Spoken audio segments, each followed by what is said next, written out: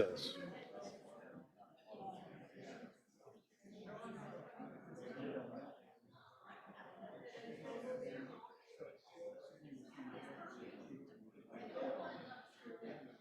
Well, I want to thank everybody for coming this evening to talk about our 100th Street kickoff meeting.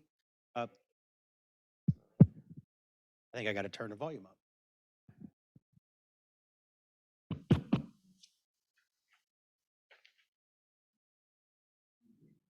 Can you hear me?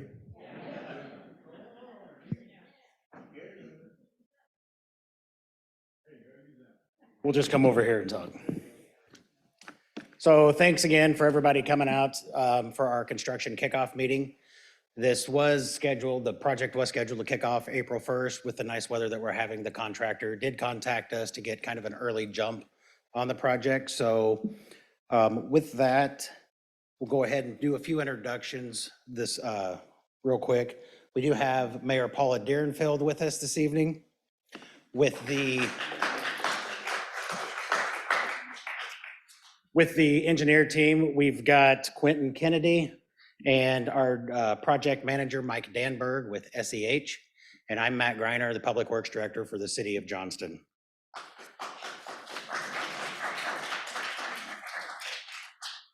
Want to move to the next slide?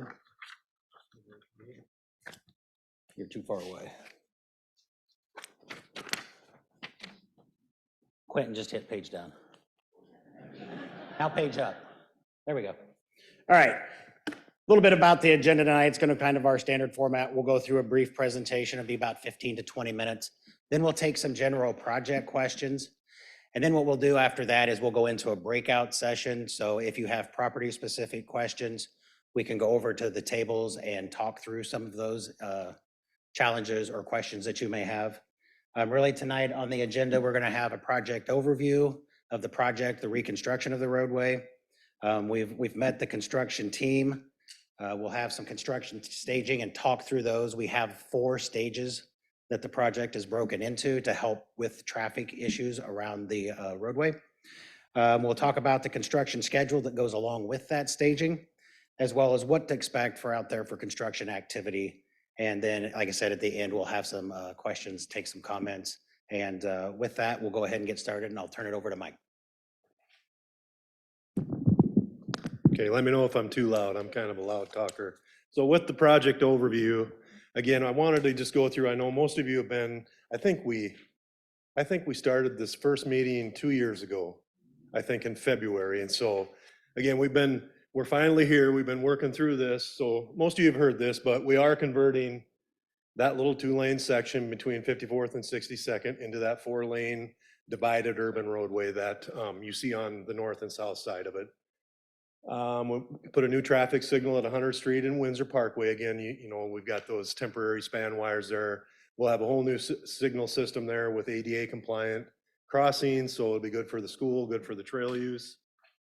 We do have a lot of storm sewer work on the project. That's going to be probably the most time consuming element of the job because we're going from a rural section where the water just runs off to now a curb section where we put intakes, catch that water and pipe and take it to the outlet source. So at the bottom of that hill, we have the big box culvert. So we've kind of talked about that before. We'll replace that box culvert.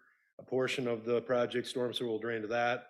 On the south end, a portion will drain to the south down to 54th, 37th.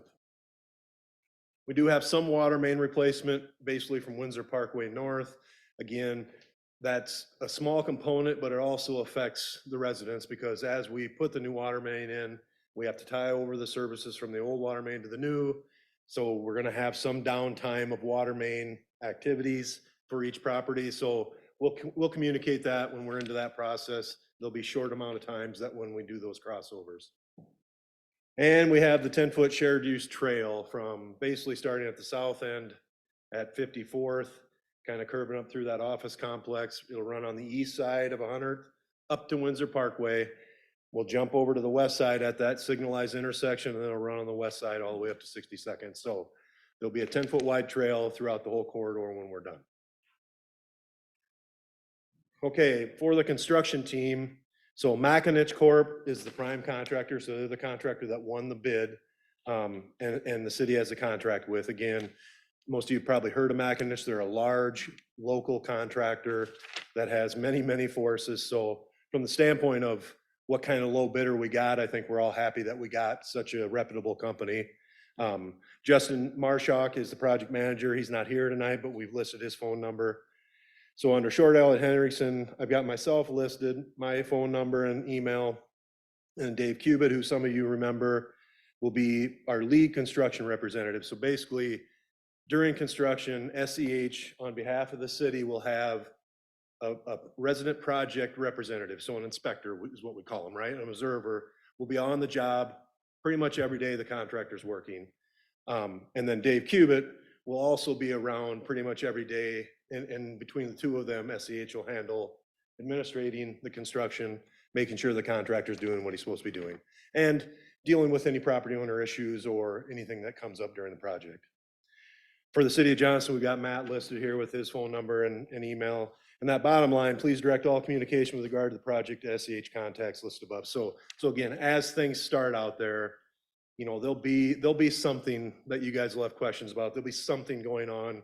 And what we want is for you to find our SEH reps. And so once we're out there, I think you'll figure out who that is pretty quickly. And so if you have an issue, come find our SEH reps or myself if I happen to be out there. We'll then talk to Matt in the city and figure out a way if we got to address it with a contractor or some other approach to get the problem solved. Okay, so for the staging, and again, this is kind of hard to see this map probably, but there's some more detail coming up. So as Matt indicated, we have 4 stages. The red stage, which is Windsor Parkway North, is stage 1. And so that's what we're planning to start on when we get the contractor going here early this spring. Stage 2A is just the Windsor Parkway intersection. And we basically have a standing load stage for that because as soon as school's out in June, we have to attack that intersection and get all the work done and complete before school comes back in session in end of August, early September. And so that's its own stage by itself. Just south of that, so basically from the south edge of Windsor Parkway to past White Oak Lane is what we call stage 2B. And it's kind of a floating stage, but we separated it from 2A again, just so that we could make sure the intersection got done for school. Our hope kind of is that that gets done with 2A, but the contractor knows that from a contractual standpoint, he has to get 2A done in that short time frame. And then stage 3 basically is that south end from White Oak Lane down to the beginning of the project. Okay, so this slide goes over the project detour plan. And so from the minute we start construction, there's some portion of 100 that's going to be closed throughout the entire duration of the project. You know, we've staged it to help local traffic and get people in and out, but at some point the whole thing's going to be closed. So we have a detour planned, which basically is going to be on 54th Ave, 86th Street, and 62nd Ave. That'll be a signed detour with business signage and basically information telling you where it's closed and what's going on. That'll get put up the minute we close 100 down at the start of the project, and it'll stay up until we open 100 back up at the end. Okay, so these maps, and again, these are the maps that are over there on the table. Basically, it's a little more detailed map by stage. And so stage 1, and you'll see kind of right away, I've got a pretty good blue blob, kind of a pink blob, and then there's a long orange line. I gotta have a mic. That's fine. So basically what this is showing, again, when you go over and look in more detail, we've got some road closed signs up, basically kind of designating. This work now? So we've got some road closed signage up, kind of designating where we're going to close the road to complete stage 1. We've got some blue, pink, and orange, basically with the red text, and that's saying how we're going to maintain access to those properties.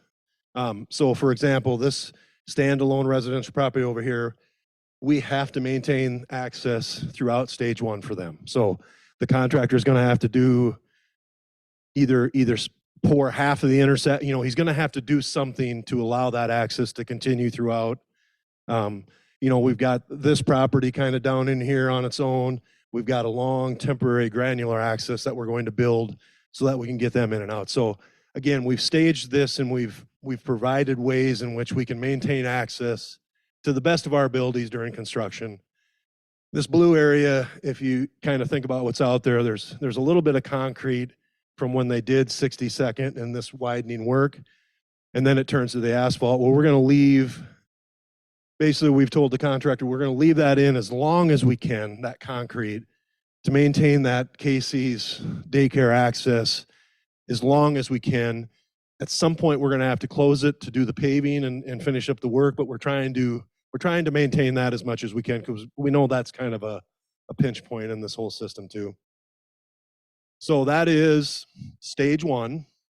And again, we've got the box culvert, we've got storm sewer, we got water main, and then we've got the roadway to build.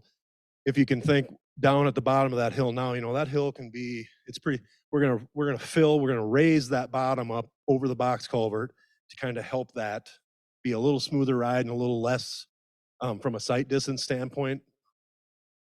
So that's stage one. We move into the next slide, which talks about stage 2A and 2B. And again, 2A is just the intersection. So, you know, we're just gonna close that intersection. We're gonna do the work. We're gonna put the utilities in, we're gonna grade it, we're gonna pave it, we're gonna put the traffic signals in. So we have to get that done, again, between June and August when school's out.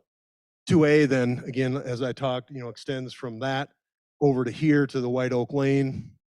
You know, we're talking with the contractor right now. When we get to the schedule, you'll see that 2B is gonna happen after 2A. We're talking with the contractor right now, and we've met with the school. Our hope is that we can get this work done with this work. It'll just help the project overall. So we'll work through that, hopefully to get that done when school's out, because again, it'll be better if that all is all done also when school gets back in. It'll just help the traffic flow. But 2A, the intersection is the priority. Okay, then we come down to stage 3A on the south end. You know, this is a little simpler version. There's a little less going on down here, but we do have storm sewer. We have the tower property, you know, with a bunch of different accesses to the towers that we have to try to, as we stage through here, maintain access. You know, we got the water tower down here, so we're gonna build an access so that city can always get to that water tower during construction. And then we've got a little Mid-American Energy substation that we're dealing with. So, but as we get to this stage 3, I'm hoping that, you know, we're flying by then, man, and we're getting done. Okay, from a schedule standpoint, so it's always tricky to talk schedule, right? Because Mother Nature, equipment, materials, supplies, you know, there's a lot of things that can affect the schedule of a contractor. But this is where we're at today, right? Makinich has said to us they want to start March 18th. So weather pending, nothing crazy happening, on March 18th, the road closure is going to go up, and that stage 1 from Windsor Parkway north is going to be closed. And the contractor will initiate his process. Probably we're going to mill the asphalt off the roadway, so that roadway is going to come off first, and then they're going to go down to that box culvert and start really working on that and getting that done, because that's kind of the biggest task that they have in stage 1. So the goal is, again, the plan is stage 1 will be completed by that June date, in which we have to now move to 2A, the intersection of Windsor Parkway, and start to work on that. So once we're done with stage 1, we go to stage 2A, that June to August timeframe to get that intersection done. And this is where you can see this 2B, I have, the contractor right now has that happening from August to October. Again, my hope is it's gonna come up into this June to August date.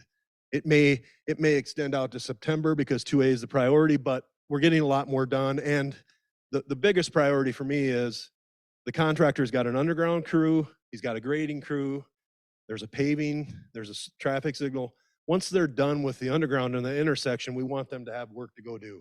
We don't want them to leave the job site. So that's why we're having that conversation to try to get them to stay here and not leave. Because once they leave, then it gets kind of dicey.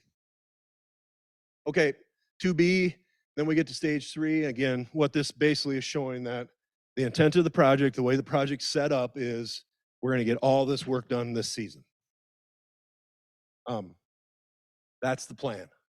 Mother Nature, come on, be nice to us. The way the DOTs and the contract is set up, the, there's a contract time language to the contract the contractor has with the city. So the way our contract reads with the contractor is he has a late start date of April 1st. So he has to start by April 1st of this year. Basically, any time he starts before that is free to him. We don't count those days. We call it free winter work. And so by starting March 18th, which is good for all of us, he's going to get a little advance on those days because they're free. He then has, the contractor then has 140 working days. So any day it's nice out and he can work, we count that day. He has 140, and how we say that is consecutive, right? He has, once the days start, they don't stop until the end. So 140 consecutive working days. Now, he doesn't get charged those days for rain, weather, days he can't work because something's happened. We don't charge the day, but it's consecutive. So it's a good contract in the way that they have to start it by this date, and it's 140 days to get done. That gets us, the 140 days gets us into that November, December timeframe. That was a lot, sorry, but I get excited about construction. Okay, so we've entered this portion, I called it construction activity, right? There's just a few kind of specialized items we wanted to hit on, knowing what happened in our previous meetings. And Matt, you can jump in anytime if you want. Yeah, so I think on a couple of things that Mike's covered already is we will be putting message boards out there. Microphone. We will be placing message boards out there later this week along the roadway, notifying folks that the road will be closed starting March 18th. The closure won't happen until after at 9 a.m. so that folks can make it through that morning. So that's one thing as well. The other thing is we went out and from the previous meeting, we know that the school traffic is an issue. So we did go out, we did take a look at that school traffic, and we monitored it, the drop off and the pickup times. We know those are the most congested times as well. So we did do that, and we've got a little bit of a summary Mike will cover here in a second. We do have some things to combat that school traffic. If you think about it, when we do stage one, we're going to have traffic from the north cut off. So we're going to take the signal and really kind of rest it on the east-west movement to help traffic be able to get out. The only time the traffic signal should switch is if you've got somebody coming from the south northbound and they need to make a left-hand turn onto Windsor Parkway. The right-hand turn shouldn't get they can make a right-hand turn on a red, but it'll really just be that left-hand turn on Windsor to the west. So we've looked at that. We'll be talking with the subcontractor that does the signal work to get that done as soon as they shut the road down so that we've got that happening and coordinated that same day. But I'll go ahead and let Mike talk a little bit about what we saw out there. We do have some congestions. The morning peak isn't really as bad as the afternoon from what we observed out there. And we were out there from 7 a.m. till, actually it was later than that. We were out there actually until about 8:45 because school doesn't start till about 8:35, 8:30. So really once the school opens at 8 a.m. or 8:15, that's when the congestion actually starts rolling through. And they stack up a little bit before that, but once the doors open, really it's kind of a rolling movement through there. And really the congestion starts to lessen at that point. And then in the afternoon, that's where we really see more of that increased congestion because you have folks that are stopping or stacking about 30 to 45 minutes in advance of school getting out to pick up the children. So we did see that, but like I said, we're going to take a look at that signal. We're going to do some modifications to it to help move traffic out through the neighborhood too. So I'll go ahead and let Mike talk a little bit about some of the Hunter Street closures north of Windsor Parkway. But I'll let you go ahead and cover that, Mike. Yeah, I think Matt did a pretty good job there, but a couple things, one of the things we noticed when we were out there, that southbound, so coming south on 100, that left onto Windsor Parkway was really tough movement. And again, with stage one, we've eliminated that traffic. So we're hoping that, that traffic's going to come from somewhere else. We realize that they're going to have to come on Windsor or south, coming up north on 100th, or go back the other direction and come down the westbound on Windsor Parkway. But left turns on a busy road like 100th are difficult, and we hope that with that closure we can help the system out. I think one of the things, and I want to be careful with this, the crossing guard out there, they do a great job, right? But we are going to talk, once we get the new signal timing, I think we're going to work with the crossing guards to make sure that we're maximizing the efficiency of, number one, keeping in mind the safety of the school children, but get them school children through, and then let's get the vehicles out. We can really help that by paying attention to a few things while we're doing it. And again, we'll be out on the job site as we start this process. It's hard, right? I mean, it's easy for us. We monitor it, and I know you folks live there. I mean, that AM drop off, limited congestion, 25 to 30 minutes. Again, that's an observation, right? If you live there, you've probably found that maybe it's more than limited. But we basically went into this with, is there anything we can do as a project to help? And I mean, we've all been around schools. We all know there really isn't much we can do, right? We're doing what we can by adjusting the signals, by getting the crossing guards. That increased congestion in the afternoon, I think you start to see across because of the early pickups between Summit Middle School and Horizon. I think in the morning they're pretty separate because they have different start times and they come in and out pretty quickly, and I think that's why the congestion's better then. In the afternoon, you start to see a little more crossing of that traffic. But what we found again was there was a lot of coming from that southbound left going down to Summit. Maybe we'll leave that a little bit with the closure. So in the end, we did look at this as a city and SEH. We did consider no parking. What can we do? A lot of things come down to enforcement, right? There's no parking in certain areas out there, but when pickup and drop off happen, that's where they park. And it's every school in every town in all of America. It's kind of what happens, right? And we know as a public that in the morning and in the afternoon we're going to have some congestion at schools. It's just what we do. The most important thing to me is to make sure we've got a safe place for the parents to pick them up and the kids are safe. I mean, that's really the priority in all that system. So One thing we had talked about at the last meeting was trying to leave the roadway or the entrances to Century Trace as well as Glenstone, open on 100th Street as long as we can. We talked to the contractor about that. They want the entire phase. They're going to come in and they're going to mill that entire roadway off. And that's really going to be their staging area is up there just north. That's kind of, if you think about it, that's the only flat area on the project.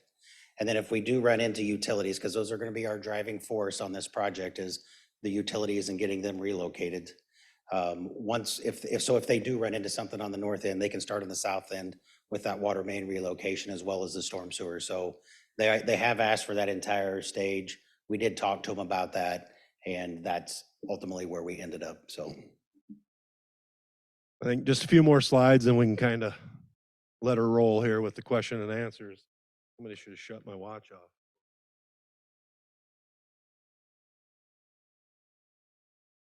Okay, so next slide. Again, Matt kind of hit on this, right? The construction would be a lot easier if we didn't have these folks in our way. So, and they provide a service, right? They provide a service to the public, and so they're an integral part of what we do and what cities provide. We've been coordinating with all of these people for 2.5 years. We've been working through getting things out of the way. I mean, Mid-American Energy has been great, but they have a lot of infrastructure they have to move. It's just part of these kind of projects. So they're continuing to work on their stuff. The MediaComs, the Lumens, UPN, Verizon, Wintech, all that's basically it's a fiber conversation now, right? The copper's still around, but it's kind of getting phased out. Yeah.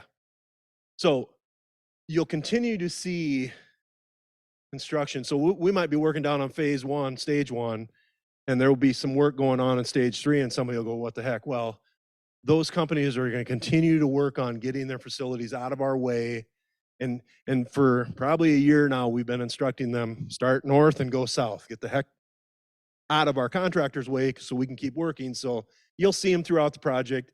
you'll see different companies, different vehicles, different things going on.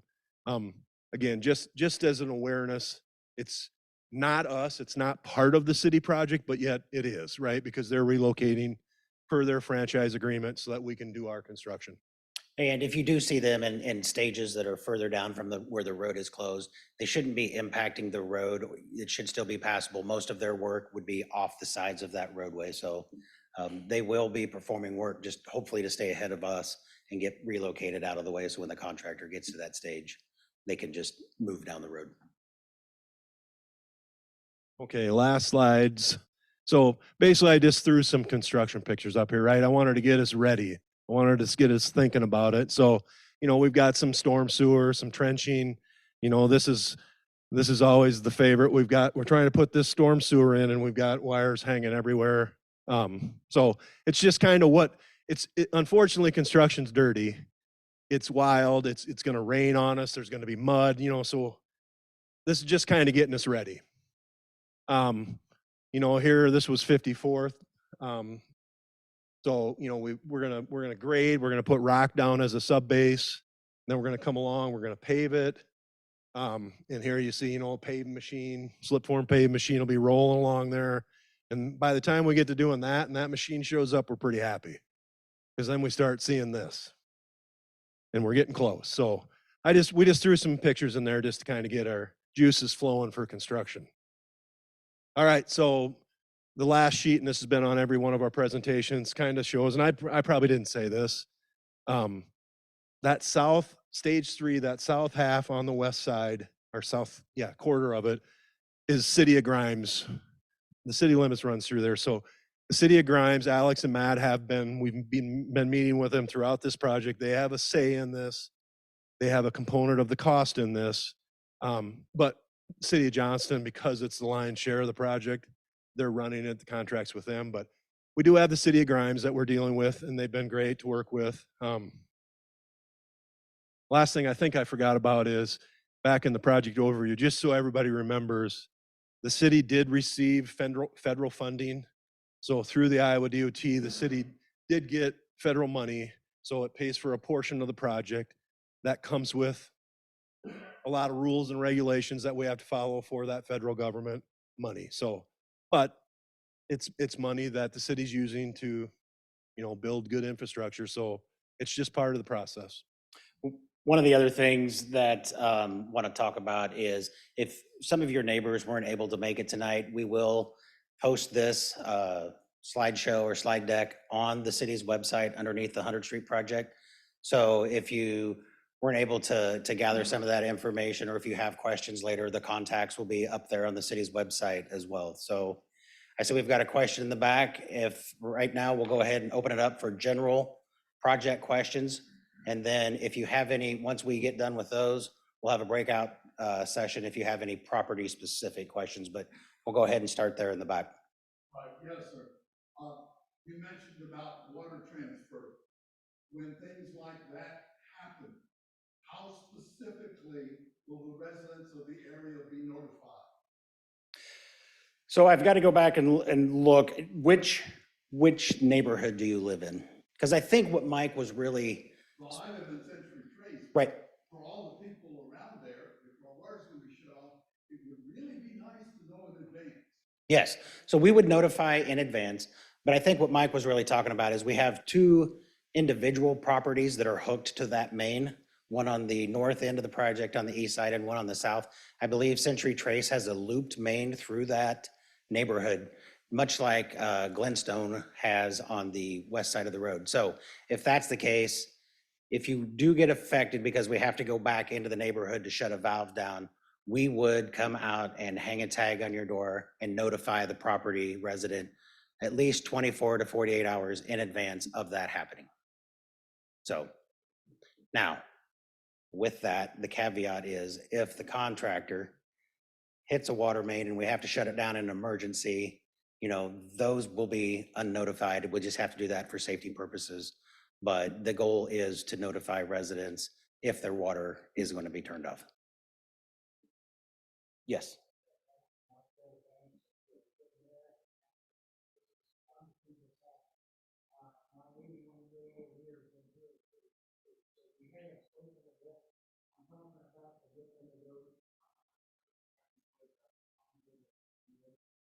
there was a talk about we're gonna raise that, and you know how, 2 feet, 10 feet, what will it raise to?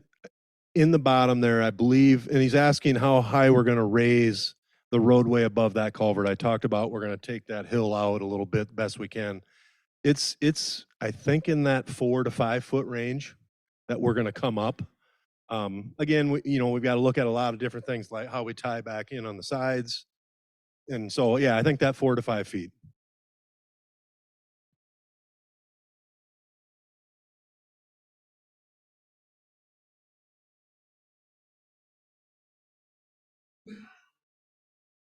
Well, the poles you see out there right now, basically on each side of the culvert, they're temporary. They're doing that.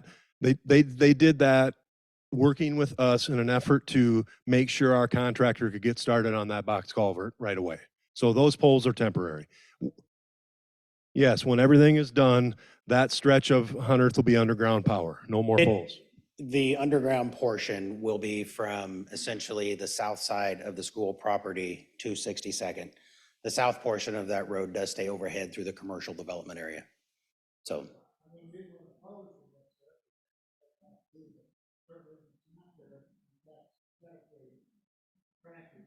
yep. Yeah, so the poles that you see are to get to get those wires up to help with the clearance of the box culvert, because we are raising that for the equipment, the cranes that are needed to do that. So they are temporary. That's what Mike spoke to earlier about us trying to work with Mid-American to get them in there, and then eventually they'll put them underground. Yep. I'm living right next to, 91996, lane, right next to, one. My biggest concern is that now we're going to keep traffic all like, quite as much. And you're gonna put a barrier up along that whole area, so you don't get all that sound. That's not a part of this project, and when we looked at this, the traffic is already on the roadway. We're just making it safer by dividing that roadway and putting the curb lanes on that.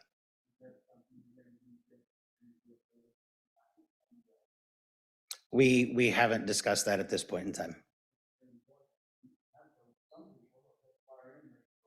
My wife and I, and these other people, they just decide to tell me their thoughts. You know, you can hear them have to get used to it, now you're gonna have to go out more. Places I've been where it's been heavy traffic, that they use for some type of barrier, whether it be wood, cement, whatever, stop that sound. Nope, it's a great point. We'll take it under advisement. And Quentin, would you take that up? All right.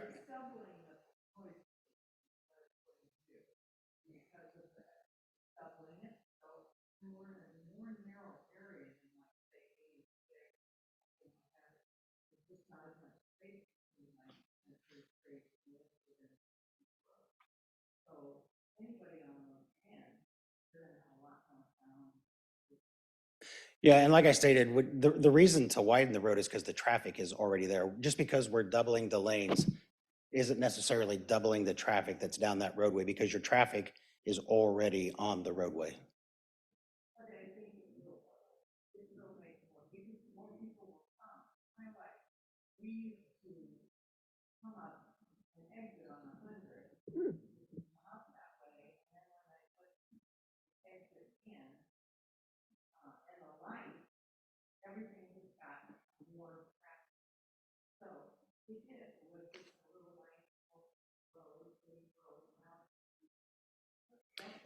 Yeah, and we'll be able to, we've got traffic counts on that roadway, so we'll be able to keep track of those to see if it increases. And then if we do have that increase, we can take a look at it then. Did you have a question earlier? Nope. Okay. The berm along Century Trace basically from the 100th Street entrance, Century Trace to Windsor Parkway, does that change? That doesn't get affected, does it? No. Okay. I've been a little concerned because I've been seeing a lot of the little construction flags up along that berm, and I'm like, what, taking more berm? No, there is an easement on that berm. That's why you see those utility companies working through there. And That's kind of what you had said earlier on, but I just wanted to make sure that had changed. yep, nope, great question. There will be a sidewalk also from that entrance on Century Way up to Windsor Parkway. Oh, nice. So, Okay, cool. I live on the west side of Century Trace, and they have the west exit there, entrance where you would call it. My question is, if you are coming out of Century Trace and you want to head south out of there, at that exit, with all the extra lanes of traffic, I think it's gonna be a nightmare.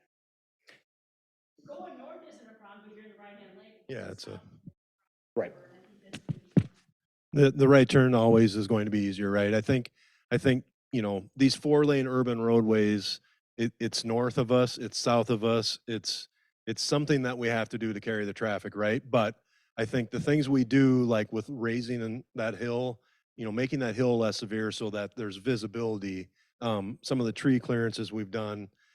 But yeah, you're gonna have to make the decision at that point from Windsor Parkway signals and what traffic's doing to go across those lanes of traffic and turn left, go south. like, between 7:15 or until 8 o'clock in the morning, if you try getting out of there. I've been known to get up there and just do a U-turn because there's just no way, there's 20 cars coming, and then when that clears from this side, then there's Yeah. 20 cars coming this side, and then it's like, you can sit there for 10 Yep. minutes. Yeah, and at that point, with the new lights that we put up there, it may be beneficial to go to Windsor and then catch the lights to go south because you'll have a protected movement versus trying to shoot. I've been doing that, it's a little bit awkward, because it's, kind of away. Gotta go all the way around and. Well, get up with cars and- and the school traffic, of course, impacts that decision, right?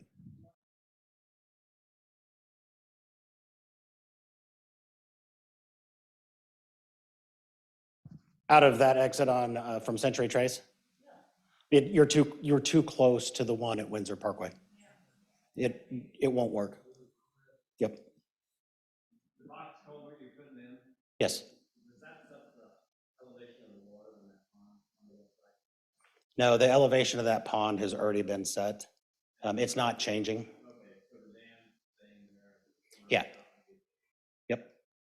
There is an overflow that'll be built into that goes into that box culvert. So if the dam comes up or if the water comes up in the pond, it goes into the overflow. It's a rather large overflow. And then there is built into that, we also have a separate pipe that is completely separate from that box culvert to help in case that were to get plugged or something were to happen. We do have a separate overflow for that pond as well. Yes. Last time I heard this was, I live over on 106th Street. I know you have detours going out to 141 and 86th. And I see this guy chuckling already, he knows exactly what I'm gonna say. A lot of traffic coming down 106th. And I assume it's gonna be the same over on 94th. Are there plans for increased police presence or cameras? We've got kids playing out there all summer. And both of those streets, even on a good day, there's a lot of traffic speeds down there. Yeah, so what we can do, and I've got staff actually headed out either later this week or early next week to put up speed feedback signs. Now we're putting them on 103rd first, and then we can switch those over. I can talk with PD to see if they can set their trailer on 106 at the same time, so that we can actually record some of those speeds and see if we're getting a speeding issue. And then we can talk with PD and they can look at doing some targeted enforcement on those roadways. You're welcome. Yes. Is the trail on the west side in like, Flintstone, is that gonna stay or you're tearing out? Tearing it out and putting new in because it'll be a 10-foot wide trail that sits on that west side. It'll be a 10-foot wide trail that runs the length of that corridor. Any other question? However, the cases that they're ordering to hit that gas line, they hit gas line. I'm just kind of here, not just for me, but for the people who work cases, who just want to know, I want to get more information about that, because if the power goes down up there, you can call it free. utility work is kind of a bigger issue for Casey there, plus even access. The only way you're gonna get access is off the 62nd, right? You're gonna shut the runner down up there, right? Eventually, if we can go back to that slide on stage one. Shut for a while, right? I don't know how long it's supposed to be shut. Well, we're trying to minimize that. If you want to talk to that a little bit about that blue area. Yeah, so this is that shared access between, there is an ingress egress here. So yeah, this shaded blue area, we're gonna try to leave open, and basically we will have to shut it down at some point, right, to pave. And that can take some time. You know, you have to pave, you have to put the concrete down, you have to cure it, you have to let it strengthen, you have to get it painted, you have to, you know, there's a lot of stuff. So it isn't like it's only a couple days, but we are gonna minimize how much, because there's two things we worry about, right? We want Casey's traffic, but we also worry about the daycare, and you know, that's kind of like a school where it's a heavy drop off, heavy pickup situation. And so we're trying to do the best we can to minimize the impacts to both of you guys.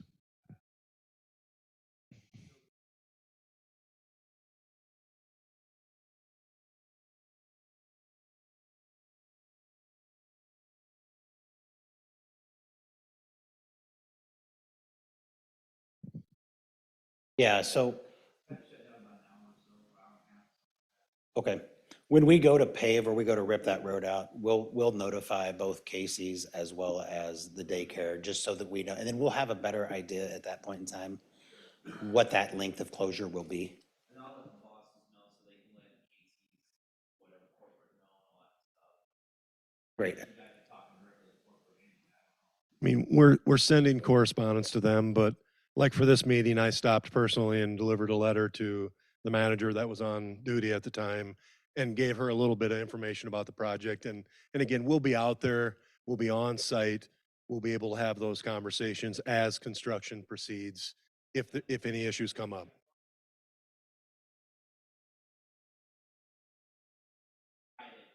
The person that they're picking stuff. Now, I walked with Century Trace on the cases work. So am I still gonna have access to get up there, or do I need to stay on one side of the street? I mean, I gotta get up there to go to work, so. I don't really wanna go all the way down to 86 and turn around and go all the way back up to get to Casey, you know what I mean? Right. Walking wise, I can do a lot of walking. Yeah, but you're probably not going to want to be within that construction zone because the construction workers, heavy equipment, those types of things. So, And I mean, this utility guys, I know it gets really working. yeah. Yeah, I think once the big prime contractor shows up, I think you'll find they're gonna wanna secure their site a little more than these utility relocating companies are. Yes. My question is, you have a Glenstone north and right now, you got that big thing there that says Glenstone, but you think that light is probably, you can hardly see what it's doing there. I wonder if we'll get, when they put, are they putting a different sign in, will we have a light on? No, we're not touching the actual Glenstone sign. So you're talking the monument sign that sits right there at the entrance. I don't believe we are touching the Glenstone sign, and Across the street, it's like that's the Century Code, so those are across.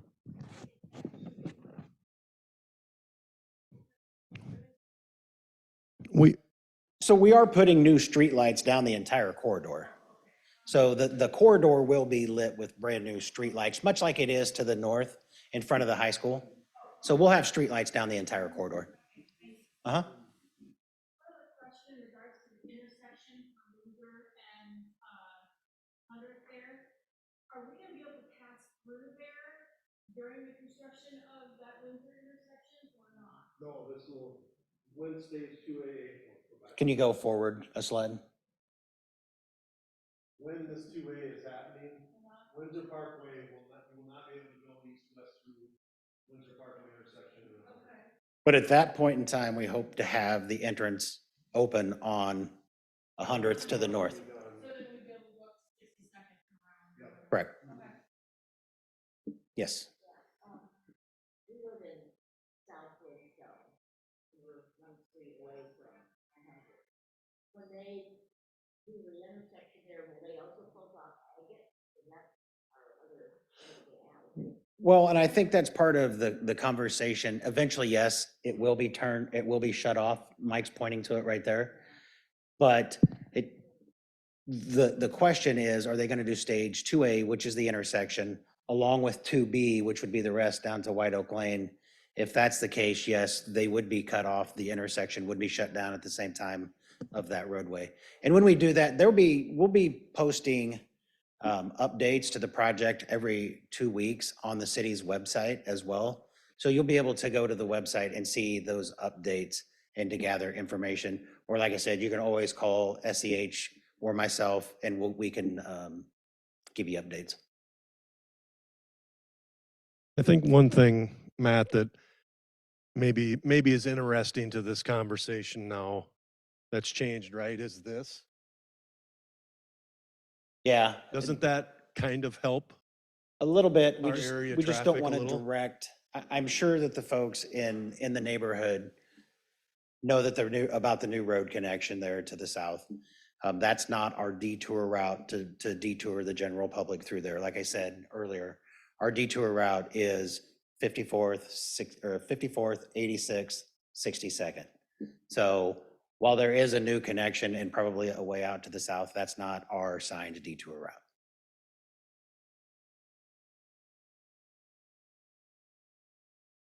Are there any other general project questions? If not, like I said, this will be posted online.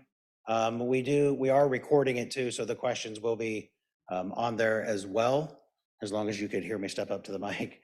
But I do want to thank everybody for coming out. This is great. Our last couple of meetings that we've had, we may have had less than 6 people here, so it's great to see a room full of folks at the meeting because that only helps us. The one thing I will say too is if you hear something out there that doesn't sound right or just doesn't sit well, please give us a call because most likely it's some misinformation that's got out and we just want to be able to correct that as quick as possible. So once again, thanks for coming out. At this time, we'll go ahead and if anybody wants to talk property specific questions, we can move over here to the breakout session and look at those maps that we've got printed out and answer any other questions at that time. So I want to thank everybody for coming out. Really appreciate it. Enjoy your evening.